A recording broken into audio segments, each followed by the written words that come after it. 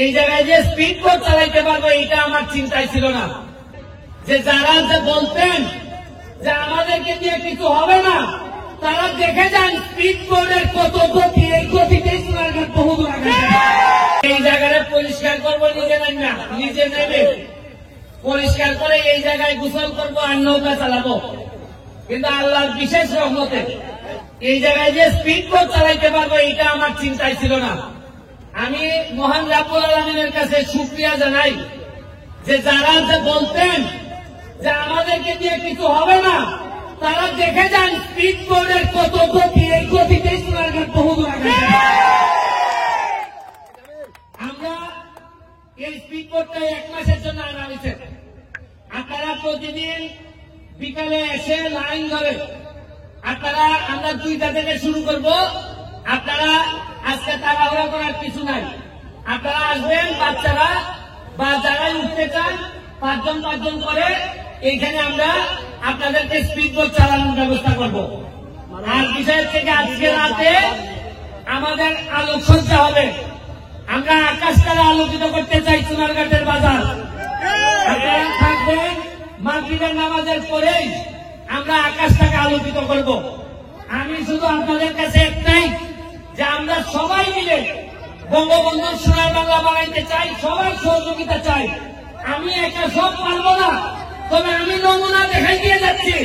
আরে আমার একটা বিশ্বাস আছে, এমপি যারা যদি আর নাও থাকি, আমি যদি পৃথিবীতে বেঁচে নাও থাকি, তাও বলে যাইতে পারবো সোনারঘাটের মরা নদীকে জীবিত করে দিচ্ছে।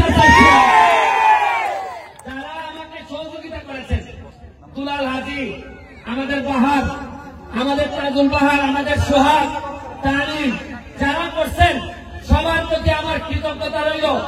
বিডি ক্লিনের প্রতি আমার কৃতজ্ঞতা রইল। বিডি ক্লিন এখানে আইসা আমাদের ময়লা পরিষ্কার করে গেছে। শুনেন, 4.5 মাসে মাত্র নমুনা দেখাইছি। এইবার বুঝেন 4.5 বছর হলে কি দেখবেন।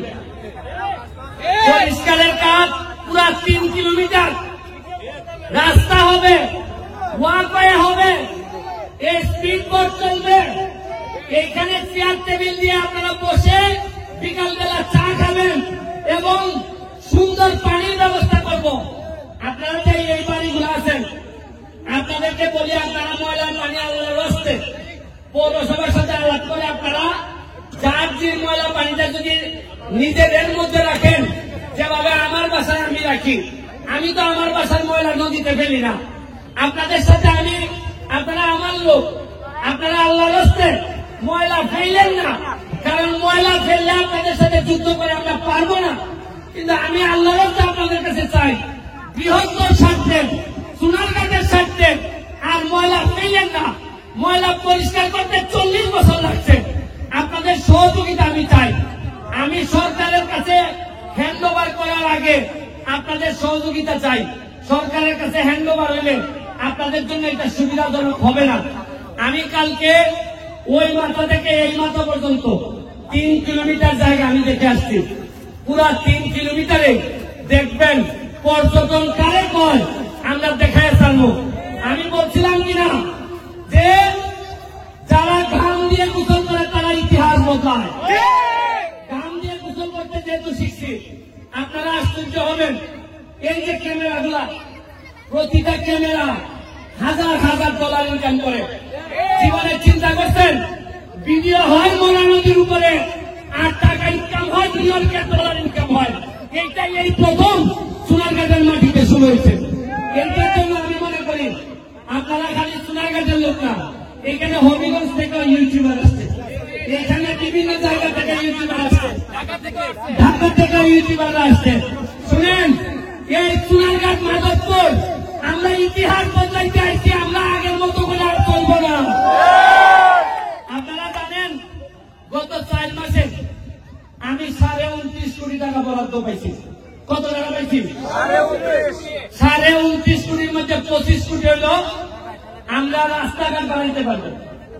আপনারা জানেন, গতকালকে সিটি পাইছি। এই সিটিতে আইছে প্রতি ইউনিয়নে 20 লাখ টাকা করে দেওয়া হবে। 23টা ইউনিয়নে 4.60 কোটি টাকা দেওয়া হবে। আমি চিন্তা করি যে আমি এত বরাদ্দ পাই আপনাদেরকে জানাইতেছি, আমি এত খুশি হই। তাইলে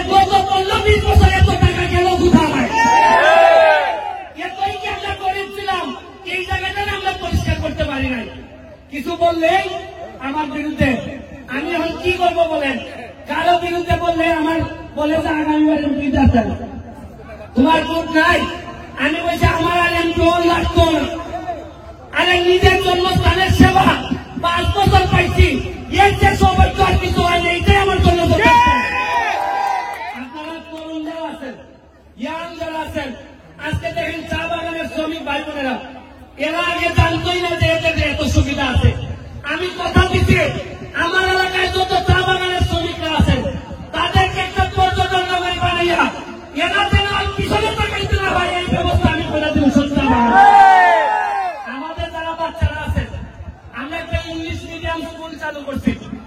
আমরা ইংলিশ মিডিয়াম বাচ্চারা পর্যটন নগরী বানাইতে গেলে ইংলিশ লাগবে, পর্যটন নগরী বানাইতে গেলে কম্পিউটার লাগবে।